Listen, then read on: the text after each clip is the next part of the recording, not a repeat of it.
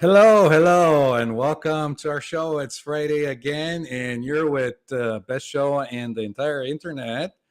No particular reason. I'm your host, Yankov, and we're here with my wonderful co-host, Kerri Lewis, who's also a coach, speaker, and a wonderful person that I resonate with. Welcome. We're at episode 38. Yes, we're going up with episodes. So welcome to the show. And how are you, Kerri? I'm doing amazing. I'm just trying to figure out this Instagram, guys, because Yanko's a tech guy and evidently I shut it off. So I'm going to attempt to make this work. So, Yanko, you want to kick us off while I attempt to work wonders in our world? Yes, of course. I can't think of any topic we can talk about today. Maybe a little inspiration from your end. Um, Hell yeah. Okay, one, I'm gonna try. So, and two, I do got some inspiration because first off, y'all, now that I can focus, I was not present because I was not trying. I was making Instagram happen. Okay. Love.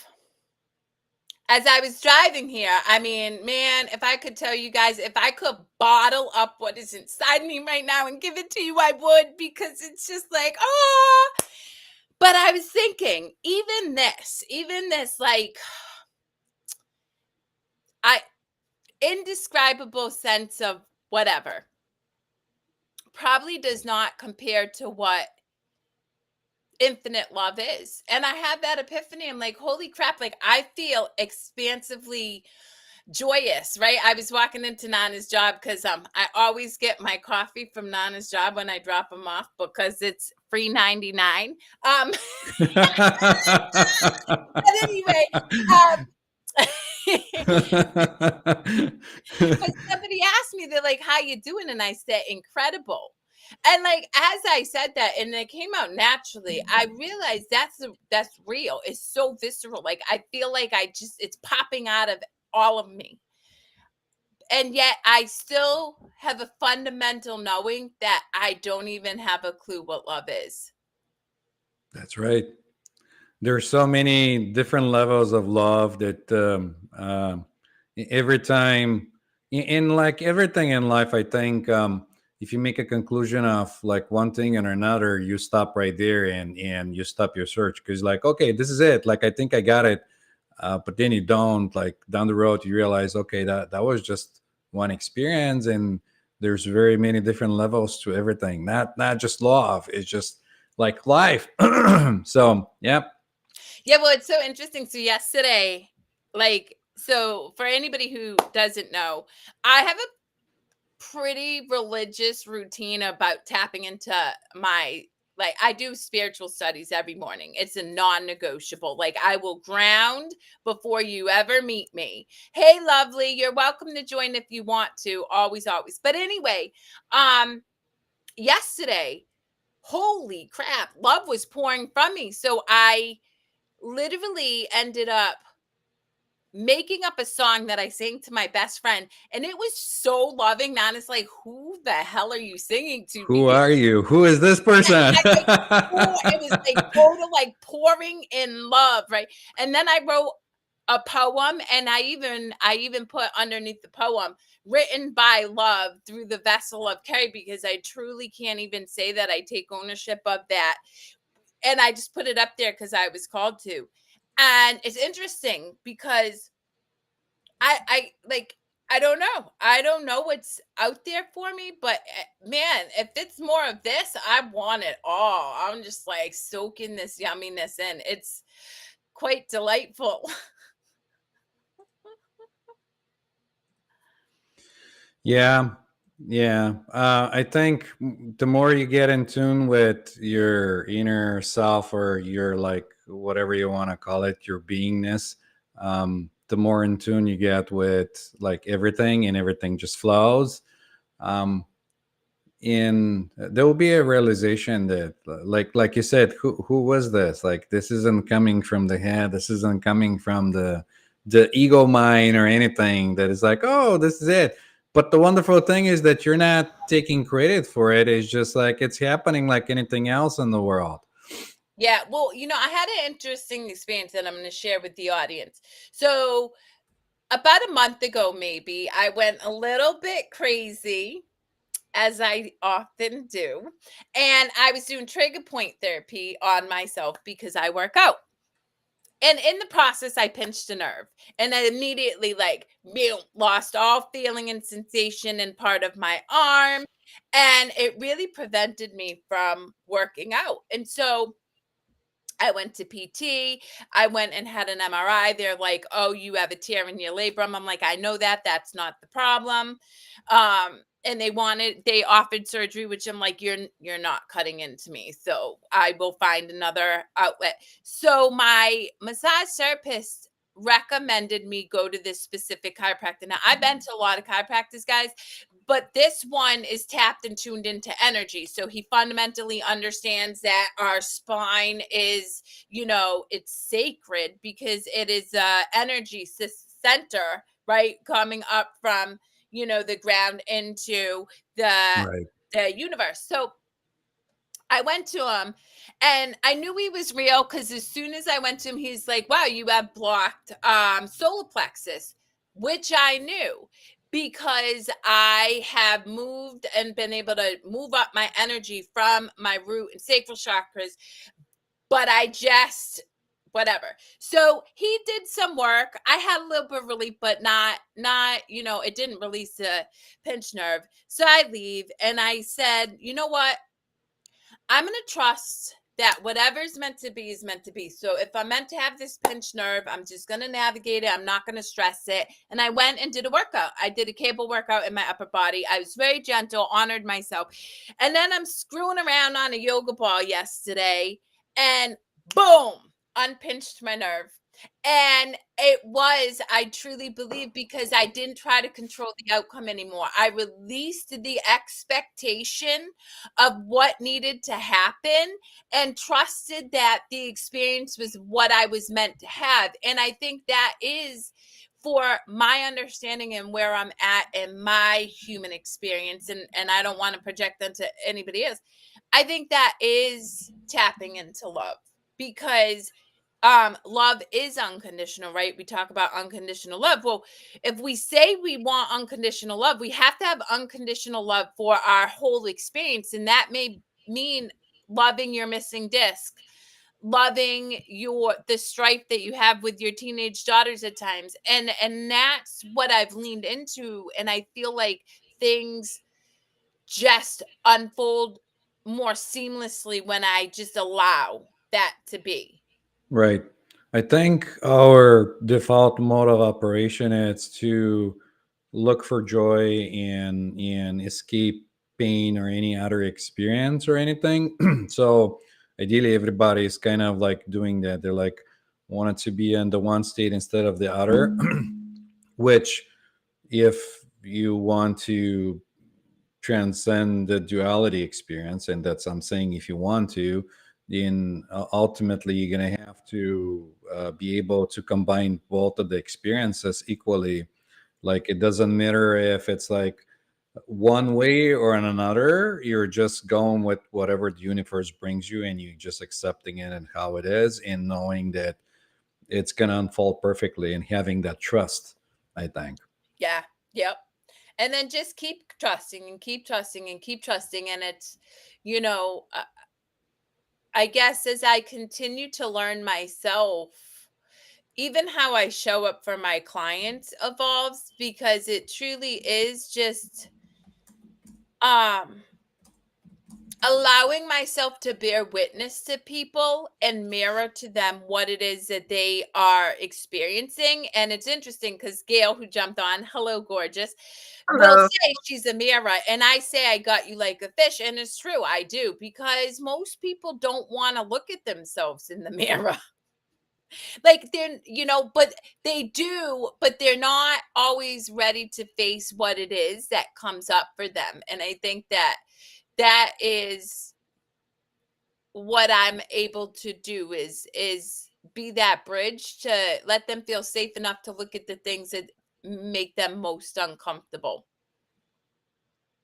Well, Wonderful. interestingly enough, I was in an earlier meeting and we were talking about how good I was at lying to myself,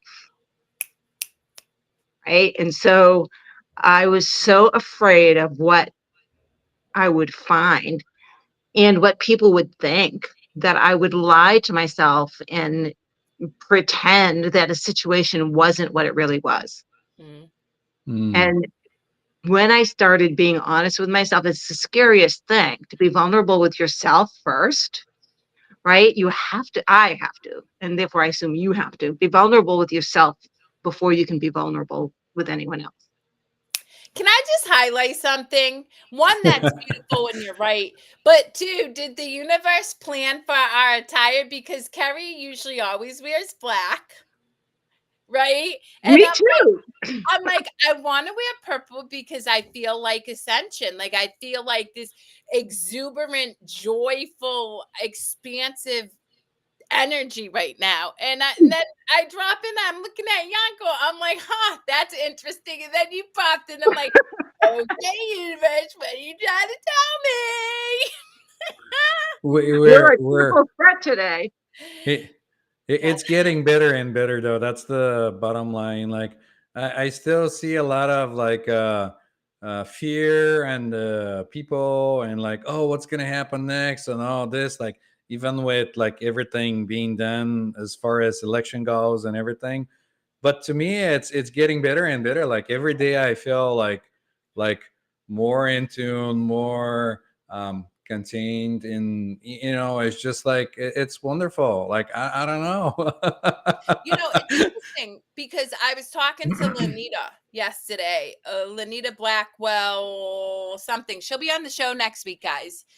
Anyway, she's a black woman in the South. She's a lawyer, she's beautiful soul. We were talking about the elections, right? Because we both come from love, and she said something that I hadn't thought of, but I was like, oh my god! Like she's like, Kerri, that election what didn't come from love, and until there's people showing up and running in love, it was never gonna unfold in a way that we thought. And I'm like, oh my god, I didn't even like, I knew that, but I didn't put that like logical connection to it. So I was like, yeah. And then fundamentally she and I were talking, and I truly, I see so many people at least being able to start to do what Gil just said, look at themselves and say, damn, I Yeah, I don't like the situation I'm in. yeah, If nothing else, they're starting to wake up to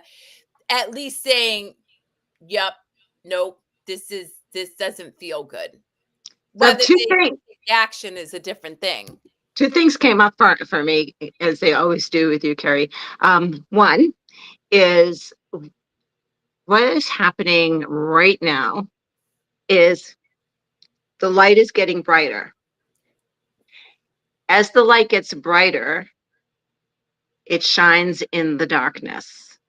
It doesn't dispel the darkness, it exposes the darkness. Mm. And therefore, I am no longer afraid of the darkness because I see what it is for what it is, which means the truth is coming. The that's truth is right. I coming. think Whatever. truth is here. It just I depends love how on, you put that on. It's Yeah. just wonderful. Oh, Go yeah. yeah. ahead, Truth Kerry. is Sorry. there, but there's still answers. Number one. Number two, um, the feminine energy has been rising since 2012. I literally felt that day the veil thinning when I was in San Diego. 2025, the feminine energy is going to be evident. And this doesn't mean dispelling the masculine. This means coming more into balance, more into balance. It doesn't matter who is in charge, it is destined to happen. And the light is going to be shining brightly. Does that make sense? Hell yeah. Hell And it's, I, you know what? The interesting So I was sharing as you were getting on about meeting this chiropractor Evan, who will be on the show, who I will make an introduction to you, Gail, because he's local and he's amazing. But anyway, I realized most of my wounds, my physical manifestations of suffering and illusion are on my left side. And if you really think about how I achieved success when I was unconscious, it was in the masculine energy. It was force, it was control, it was fear. And not that I think masculine energy operates in fear, but that drove me to drive results, and I didn't listen to my feminine energy, and as a result, when I experience into my body, I'm like, whoo, yeah, I felt that, baby. So again, we're so in sync, it's crazy. The example I used this morning was a tomato. We can do hothouse and force the tomato to grow and we will get a tomato. Or we can put it and plant it and let the natural law of gestation grow the tomato. When we put them together, which one do you want to take a bite into? Boom. Yeah, because Boom. I love my what are they called? Bloom, I don't know, real tomatoes. Like everything else is bleh. It's plastic or cardboard. It's tasteless. Yes. And life should be delicious. Mm-hmm. Mm-hmm. Life Look is at you. delicious. I just have to highlight, Yanko, I feel your energy today, and it's just so much lighter than last week, and it makes me happy. Oh, thank you. I know you like I felt my dark. energy the same way today. I felt like I'm like, ooh. Yeah, I feel explosive. I don't even know how to describe. Now, it also happens to be one of two of my numbers today. It's 1122. 22 is my number. And actually, I didn't even think about it. Oh my God, 1122 is 222, guys. But anyway, I have a niece born today, by the way. Today's your birthday? No, my niece. No, okay. That's Yeah. Ooh. Yes. She's pretty powerful. Yeah. Yeah, well, so Shelly died, my older sister, and her birthday was 22, and I unequivocally, hands down, believe she gave me the gift of her death so that I can experience consciousness. So I believe it. I believe it. Yeah. We're all supposed to be experiencing consciousness, but the thinking mind, it's preventing us from experiencing that. Because if you're not in the present to experience of like what's unfolding, and you're in la la land thinking about hot dogs or something else, or where you're gonna go next, you're missing the whole point. That's the thing. So it's interesting that Gail's here, and I think that this is a beautiful segue. And rarely I promote things because I want people to come to me if it feels right for them. But you said our thinking mind prevents us from experiencing those higher levels of consciousness. And where does that, like, how do you break free from that? And it starts with awareness and permission, which is why Gail and I have teamed up, and we've created an in-person event that's going to start in January, and we're doing 2, and it's to help people start to become aware of their thinking mind, then give themselves permission to get curious, and then my most important thing, because let's be real, how to incorporate play to help you break free from that thinking mind. So I think it's a beautiful way to start to lift up your energetic vibration, right? If you're aware that you're overthinking and then you allow yourself to play, hell, you can shift up your energy. Boom, boom, boom, boom, boom. It doesn't have to be these months and years of healing. You just do it in that moment. It really is amazing. Unless you want to be months and years, then you'll get what you're looking for. But I'm so glad you guys brought this up. I forgot about it. You mentioned it like a month ago or something, and I'm so happy that that's happening. Congratulations. That's so good. Yeah. Well, So listen, we shout out stopped to trying to make it happen and we allowed it to happen. and that's true. Like literally, but anybody out there who's like, these people are, I do ask Gail particularly because she's now like we're co-creating. I am not a planner. Not at all. Like I'm not gonna write descriptions. I'm not gonna like no planning. But every time I'm like, oh, I wonder where we're at for location, she'd reach out within an hour, hands down.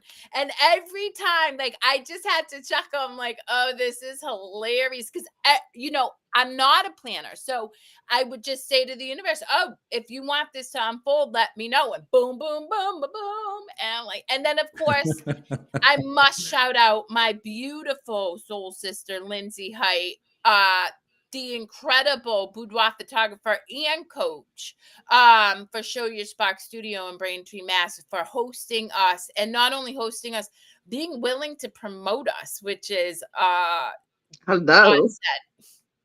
Right. And so I am a planner. However, so here's what I do. I create the plan and then I never look at it again. Right? Because the planning for me allows me to bring it into the first step into the third dimension, and then it can create on its own time. So I had an outline. This is what we're going to talk about. I had some pictures and it just like put aside. So Lindsay reached out. We need this, this, this, and this. I'm like, I pulled out that PowerPoint and I faked it, but I got we need a poster for the two of you. I'm like, oh, shit, bam, bam, bam. There it is, Kerri. This is what I'm sending her. If you don't like it, let me go. No, set, done. Yeah. Well, Yeah. that's a gift of our own power, right? Like for the listening audience, I fundamentally, if you get nothing from our show but this is what I want you to understand. Who you are just as you are is who you're meant to be. And what I mean by that is I ended up being successful in corporate America when I recognized what I was ill equipped to do, what was not my zone of genius. I know I can talk in front of an audience. I know that I can create culture. I also know that you try to get me to do tech and I can do it, but it's going to take me 40 times longer than somebody else, and I'm going to be miserable in the process. So, if you understand what you fully enjoy doing and just do that, that is your superpower. And so, for me, it's not that I don't show up for our show with Yanko. It's I do what I do best, and Yanko fills in the gaps with the things that he does. And then for our, events in the beginning of the year, Gail does what she does best and fills in the gaps, and we flow together. And that is why we are cohesive and powerful. When we try to do what doesn't serve us, we lower our energy and we sit in suffering. Right. Exactly. Exactly. And what's really interesting is I've done so many things in my life that I'm pulling for other because I collaborate with a lot of people, other collaborations, right? And so I've got an incubator that I've created for another collaboration, and the incubator incorporates Six Sigma. I am a green belt, Six Sigma, trained at GE. Who would have thunk that Woo Woo Gale would pull in Six Sigma? But you pull in the tools that resonate for the moment that you're in. Well, I will tell you again, for the listening audience, hell yeah. Like all of the years that I worked arduously to learn these tools and strategies fundamentally have helped me, because think about this. What is one of the non-negotiable tools that I tell my clients that I shouldn't say should, but I encourage them to do? Visuals. What is Six Sigma? Visuals. Lean thinking. What's the first thing? How do you teach that? It's using visuals, because if you have a guide in front of you to reference, you don't have to pull from all of this, and it's boom, boom, boom. So yeah, you're 100%. Our whole experience is a gift, and it's interesting. There's a beautiful therapist who I'm friends with him, and she trains at my same gym. put out a post the other day, and it said, yes or no, do you think regret is beneficial? And, people were saying, yes, regret is beneficial, blah, blah, blah. I fundamentally don't regret anything. Nothing. Because every experience, no matter how painful, no matter how challenging, has led me up into this moment where I can fundamentally do and be from the culmination of that experience. My experiences, this is really good. Losing your voice, by the way, is a good thing. It means you're elevating. It's just letting you know. I can honestly say that things in my past that some would judge have created the ability for me not to be judgmental. Right? And what that means is if I don't judge myself, if I can look with grace and compassion at the choices I've made, then I can look at you with grace and passion. Yep. Right? Regardless of what Got your experience has been. right. And I think,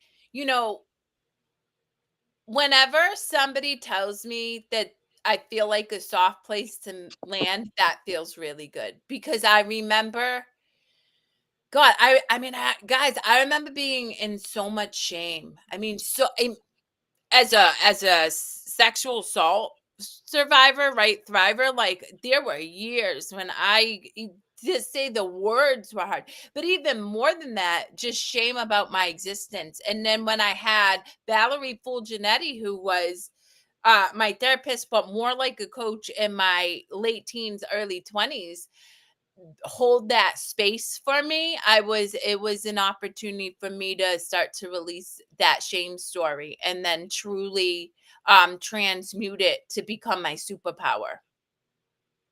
And that's the thing, transmuting it. Yeah. I call it alchemizing, right? And alchemizing is the step after integration. So integration is, for me, where I intentionally will make a change, right? So I know I have to plan to do this. And so I'm aware that I am changing. Alchemization is I am it.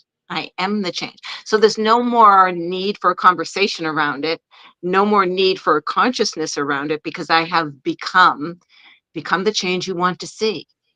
I have become the change, right? And that's what that means. It means become it. Yeah. And there's a process to that. Yep. So what are Absolutely. you thinking there, Yanko? I'm just enjoying your conversation. There is no thinking a lot of the times. I just be, and a lot of people, if I'm just quiet and I'm observing and I'm sitting there like, what are you thinking? And I'm like, do I have to think? Like, I can just be in the moment and not having to think. If I have to have an inspiration, will come in and I'll be like, oh, let me add to this. My beautiful aunt Kathy, who watches from Abu Dhabi, loves Yanko. She's like, he's so funny because he's so quiet, and then he just comes in and says something, then sits there quietly again. Yes. And I'm like, yeah, thank God I can talk for a whole hour, because this would be an interesting show. Interviewed Yanko. He can talk. Oh, he can talk if he has something to say. I get it, but yeah. So No, but being in the moment. So here's an observation I've made. So some people living in the past is kind of who they are. It's how they process their life. And I'm a person who's in the present. And so a conversation with someone who is in the past, for me, is a struggle. Because I'm thinking, well, that's over with, okay, you moving forward. Groundhog Day. That's how I feel like about it. I see the same person. I see the same conversation. It comes up and it's like, really? Like you're gonna do this again? Like No, and they Groundhog Day? are. Are. This is how they process, and I can process in a nanosecond, so it's over for me. I find that interesting. I have to think about that. So I think I'm fluid about that, because I'll give you a real life example, right? The other day I said to Nana, I'm like, hey Nana, I just noticed you've been on your phone a lot more lately. And can we have an intentional hour where there's no phone so that we can be present with each other? Right? Conversation. Me and Nana like this. He's open. And so, but then the next day I was on my phone and I was like, oh my God, I was projecting onto Nana the struggle that I am having with myself, in that I'm on my phone too much. And so then Nana gets in the car and I'm like, babe, I just want to let you know, I just realized that I projected onto you the behavior that I'm doing that doesn't serve me. And he's like, oh, well, thank God you said that, because I was really confused because I wasn't. So for me, right, I think that the past serves me in that respect because it fundamentally helps me understand myself better. Now, that does not mean I'm sitting here plucking up, BS from whatever. But like, there were moments when I'm like, oh, I get it. Okay. And then I think the gift that I give myself is that I have verbal diarrhea of the mouth, so I have to speak it. And I'll give you another example. So I was having a conversation with this beautiful soul. He's brilliant. He's Congolese. His name is Malcolm, and he's a trainer at the gym I had. Anyway, he and I had a conversation around election time and all of this. And at one point, I felt his energy shift hard, like, right? I feel people's energy. And I hadn't seen him for 2 weeks, but it was on my heart. And so yesterday, when I saw him, I said to him, I was like, so just so you know, I need to put voice to the fact that I felt your energy shift. And the reason for everybody here is that makes me not tell stories in my head. And because I still have an ego, and there are times when I can Mhm. make up a story. And I told him point blank, I'm like, the way in which I release is to just share. And then of course subsequently we had another beautiful conversation. But that again is how I work with my past to stay present in the moment, I think. But that's not the same as reliving it. That is using it as a reference point and a learning tool, Yeah, good point. right? Yeah. Right. And so it happens to me, and this is my issue. So I start thinking, okay, in order for me to be present with this person, I need to be present with their past. Does that make sense? Mm, Right. So I have to consciously then hook and be present with their past, but not live their past, because I don't want to live in the past. yeah. Um, and so I just bring it into, like, this is the present moment for them. Right. It's a pattern interrupt that happens to me.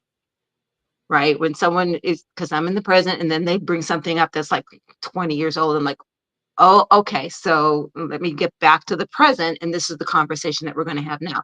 I don't um, participate in regurgitating the past, though. Yeah, I feel that. Right. Yeah. I let them do their thing, but I don't regurgitate the past. It's interesting that this, I mean, it's beautiful. So I was working with a client and their significant other yesterday, because they just reconnected. And the challenge was that they were seeing each other from a past lens instead of being present to each other in this moment. Right. And I really broke it down for them, and I said, you guys have an opportunity to have such a deep intimacy and a connection that is really truly indescribable. Like, as much as I tell people Nana's my bestie, I can't even begin to put into words, like, whatever that is, right?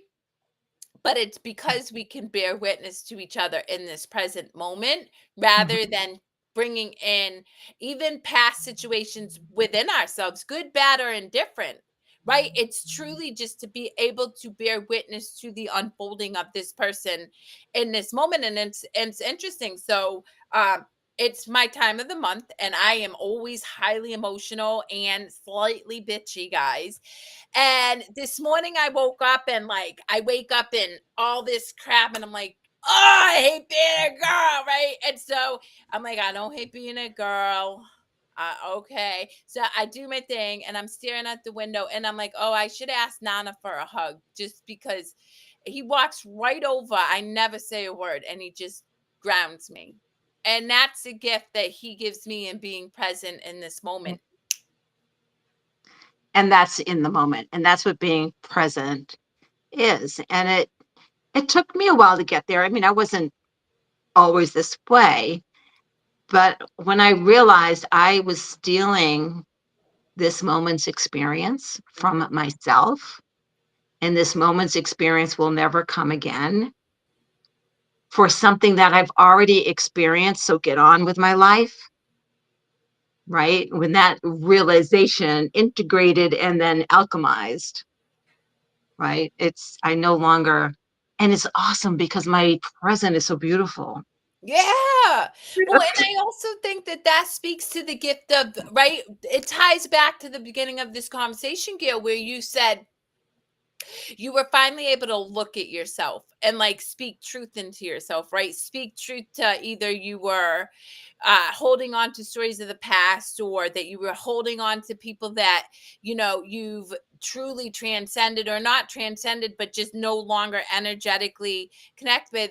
Um, when you do that, then you get to start to be in the present moment because you're able to just be rather than convince yourself that it's not what it is.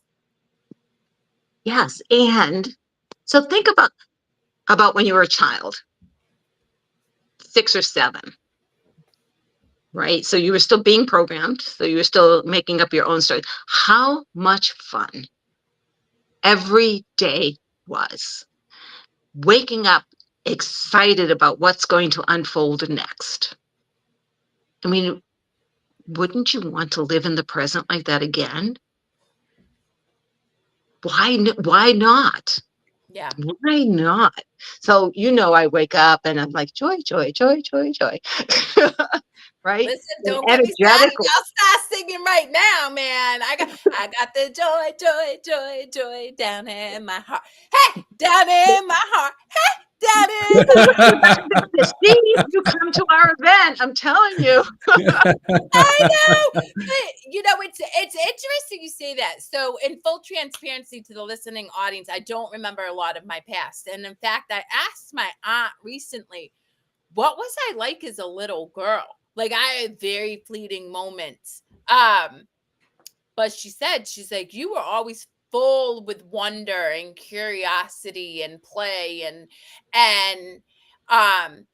I was like, wow. I was like, so now I don't need to remember my childhood. If I ever do, great, but there's not a need because that's how I experience life in this moment, right? So I have a dear friend, also near-death experience survivor, who is like Abraham Hicks. He gets downloads all of the time. And he said to me one time, he goes, all of the wisdom in the world is in your inner child. Boom. That's true. You All of the already have it. Hmm? Yeah, I'm still surprised from time to time when my son knows things that I don't know how he knows things. Like Yeah. he'll surprise me, and I'll be like, "How did you know that? Do you see it in the TV? Do you see it in the series?"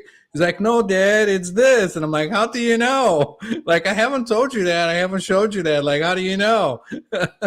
And Yeah. his response should be, how do you not know, Dad? All right. Yeah. It's so true. Yeah, yeah. And so allowing the flow, and it's really interesting because the more I'm in the moment and the more I don't plan. Like, I create plans, guys. I mean, that's, We frustrated. all do. Yeah. Yeah, we create plans. But that doesn't mean the plan is not my Bible. The plan is like a vision board to me. Right. Then The I'm map. done. The map is not the territory. That's what I No, always say. no, absolutely not. And and you don't have to walk that road. And so every day I literally say to the universe, so what are we doing today? Oh, right, we have some meetings. Do I want those meetings? If not, I'm going to cancel them and move them. And I've done that. I have taught every one of my clients that if I cannot be present and love for you, I will not show up for our meeting. And I've done that because I want, or my hope is that they learn to do that for themselves. Right. Right. If I can't leave my ego at the door, right, then I'm not serving my clients. I'm not Yep. serving me. I'm not showing up. Right. And so, and it's really interesting. Like yesterday, it was like 11 o'clock before I really started doing anything. And I'm a morning person. I'm usually done by 11, right? Because I get up and I'm ready to go, and I go. And then I thought, what have I done today? Doesn't matter. What am I going to do right now? And I swear, Kerri, it took me 3 minutes to get that stuff done for our event, because Well, that's thank the God, first thing that 'cause I did. I didn't want to do it. Right? Oh, I know. And I told you the other one. You Dude, have to do your own bio, though, right? well, I thought about that. I'm like, I don't even know what I would write at this point. And interestingly enough, so I have signed up to be an ambassador for Show Your Spark, Fierce After 40 campaign, and they needed me to fill out all these questions. And I started like a month ago. I'm like, I don't want to do this. And then yesterday, I'm like, all right, I'll do it. And I mean, I did it, but you know what I do? I'm gonna tell everybody because I don't care. I speak into a voice recorder. I feed that puppy into Chat GPT and I say, you create whatever, because I don't want to do anything more than that. And in fact, even like potential new clients, I make videos and use Loom and send a video link. I don't even sit here and type out emails anymore. And people Oh, like, no, well, you send me videos all the time. I don't care. Like, if you don't like that, that's cool. I'm not selling you on my process, but I'm also not going to do it any other way because I like doing that. Yeah. No, I like it, and I'm attempting to do that more often. Yeah. Like you're probably seeing that I'm starting to send more videos back to you and audio and stuff, because like I think that allows you to be more present and express like what do you want to express to the other person, so there's no miscommunication, because a lot of the stuff happens with body language and other things like that. Right, So right. And for some reason, my audio is not working anymore on my phone. Every time I've tried to send you one, you're like, I can't hear a thing. I know. What's up with that? I don't know. Well, you know what, Yanko, to your point, I was very strategic about getting contacts for videos because I found myself, I'm constantly whipping off my glasses because I believe that the gift we give people is our eyes, right? I fundamentally believe, yes, I have body language, I have an energy output and stuff. But when there's a smile in my eyes, when there is a genuine love that is transmitted in the video to you, that's felt. And I kept finding myself frustrated with my glasses because of the glare. And I wear bifocals now. So anyway, Yep. so So yes, I'm seeing the eye doctor Monday, and I'll be getting a new prescription and get my contacts. I love contacts. yeah, I mean, don't get me wrong, I love my blue eyes. Ego is kicking in, guys. I love my blue eyes. When I hated myself, because there was a time when I like despised myself, I never not loved my blue eyes. And for all the people out there who may have body image issues, when I work with clients who struggle to love the whole of them where they're at, I started with my eyes. I found gratitude and appreciation for my eyes, which then helped me learn to love me where I'm at in this moment, scars and all, as myself. So Yeah, I say warts and all. Yeah, I mean, the very basic exercise for self-love is to look at yourself in the mirror every morning and say, I love you out loud. And can you do when that? you when know Look how yourself many in the people eyes. do that. Oh my when I God. when I look at myself in the eyes in the mirror, I say, "Who are you?" Like, I don't know who that is. You are hilarious. Yeah, the eyes are the There's somebody looking back at me, but I don't know who is that. I don't well, if you Some days. with that, know. Sorry. no, I love it. Don't be sorry. I think it's hilarious. No, because I think I cut you off because you were about to say something, and I was like, I keep on laughing. Sorry. Yeah, I have no idea. It wasn't meant to be. No, so the who am I remember as a child. So I grew up in the inner city in Boston, walking the streets and wondering when I was going to be able to go home because this wasn't home and these weren't my parents. This was not my family. Hmm. Knowing that somehow I got dropped off here and it's not where I'm supposed to be. I find that fascinating because I was talking to a mutual friend of ours who was telling me that he feels like he was abandoned on Earth and he has like um experiences, what is it, time jumping, space traveling, I don't know, Right. something, Space astro traveling. projection. Clearly you guys know I don't astro project, right? And I know, and that's fine, but they were telling me that and I found that incredibly fascinating. I don't know that I ever gave a thought to any of that as a young one. I just remember it feeling awful. So that if it's who I think it is, I did a soul realignment with him and there's a whole story around, yes, he is abandoned from his planet, which no longer exists Huh, from a interesting. past life. Yeah, yeah, yeah. So Yeah, this is why I don't know if you get the chance to listen to the book you asked me about by Dolores Cannon. There is quite a bit of stories there and things which are Oh, the one you fascinating. shared with me. Yeah, yeah, yeah. Yeah, nah. Yeah. I've been on a Thomas Martin kick right now, which is very interesting too. I it's so funny. So I going back to the client and their significant other yesterday. Uh, I had recommended a book for them to listen to. And jokingly, one of the people said to me, I've read one book, it was all right. And I laughed and I said, well, I've read thousands, and I'll tell you what I fundamentally learned. Most of it's bullshit because everything you need is internally anyway. You just have to be open to learning yourself, right? And that's kind of like a joke, guys, because I fundamentally know that I am where I'm at because of my curiosity and the text that I have read. So I don't want to dismiss the value in books, but all of those led to my fundamental understanding that I have everything within me that I need, to Gail's point, our inner child. 110%. People recommend books to me all the time, and those days are over for me. Yeah. Every book I've read in the past 5 years are repeats of books I've already read or Yep. just regurgitating back to me what I already know.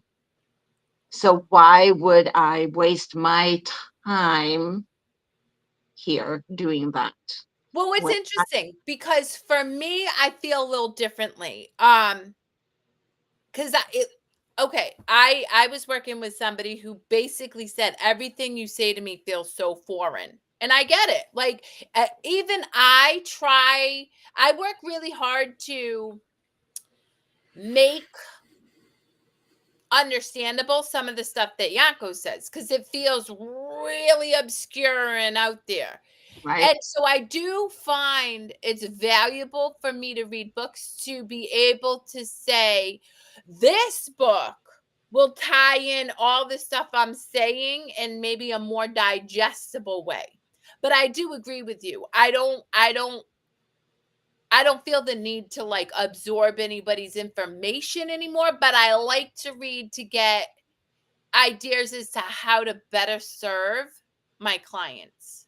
Right. How to frame things in a way that they will consume what you have to say. Absolutely agree. I've read so many books, and there are just certain ones that resonate so much with me, and they're a basis for my business. And Yeah. so I refer to them frequently. Yep. I have friends and associates who read and read and read in order to learn. And here's my take on for me. Outside influence does not educate me. Inside influence educates me. Right? Isn't the insight more of a remembrance, not as an It's a education? remembering. It is a remembering. Yeah, it's more of like you already know, but you forget, and then you're kind of Yeah. like, So it's a remember. And Socrates defined education as bringing the wisdom out of you, not putting the wisdom in. It's interesting you say that because I was having tea with a friend who works with somebody and insinuated that I needed more tools. Oh, all these tools help you. All these tools help you. All these tools help you. And then went on to say I needed to collaborate with energy healers so that I can better support my clients. And I looked at them and I was like, okay. And I just left it because that gets to be your truth. But that hell no is not my truth. That fundamentally, Right. And so that's someone coaching you, right? Which is something I don't even do with my clients anymore. I don't tell them what they should do, right? Because I don't know what they should do. But I help them figure out what works for them. right. Because what works for me is not going to work for you. You're not yep, me, Yeah. right? You're just not me. But I do have some tools that I could use to kind of elicit, but I never know, and I'll give you a perfect example. Years ago, like it was like 15 years ago, and I had a client, she's my favorite story, who was invisible. She came to me, I want to leave my husband, I want to leave my job, I want to leave my kids, I'm invisible, no one sees me. And out of the blue, and again, this is trusting the universe, I said, I want you to go to Victoria's Secrets and buy the nastiest outfit, and I want you to wear it under your clothes when you go to work. And she was like, and she's from Salem, Massachusetts, so she's having a heart attack, right? But she did it. 2 weeks later, I get an email from her. My boss asked me if I would help him build his next empire. Everything is energy. And she had a dirty little secret when she went into the office, and she was giving off an energy vibe that she wasn't giving off before, and everyone noticed. yep. What book, what training is going to tell you to do that? Well, it's so funny because I had somebody approach me today and ask me if I work with people with eating disorders, and I do. I have in the past, whatever. And I've been told you can't do that. I'm like, why can't I Okay. do anything? And again, I love my phrase. I say it all the time. I can do. There's nothing I can't do. Like you can't tell me what I can and cannot do. And truly, truly, truly, I think I have like. There's a quote I think about all the time, and it's helped me endlessly. It is not me who does the teaching and the supporting and the loving. It is the fact that I open my vessel up to be a channel for the person so that they can heal themselves. And that's through love or God or the universe, however you describe it. I don't really care.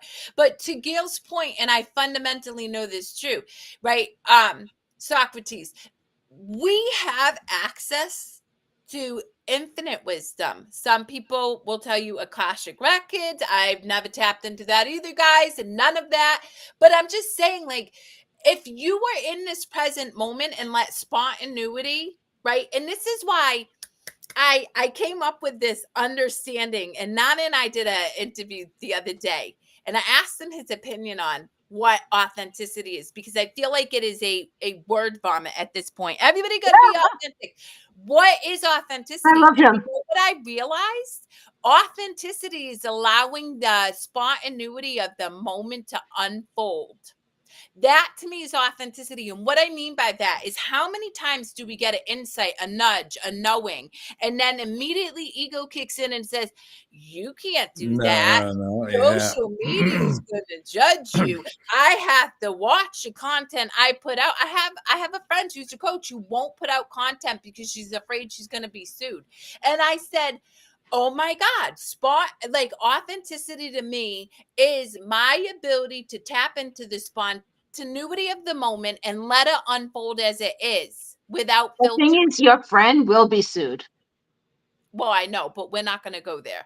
right? That's their story, not mine. Right, But you right. know what I mean? But the gift is that to me is the definition of authenticity, is allowing the spontaneity of the moment to come out. Yeah, I need to write that as a quote, because that is real talk right That there. is real, and that is real.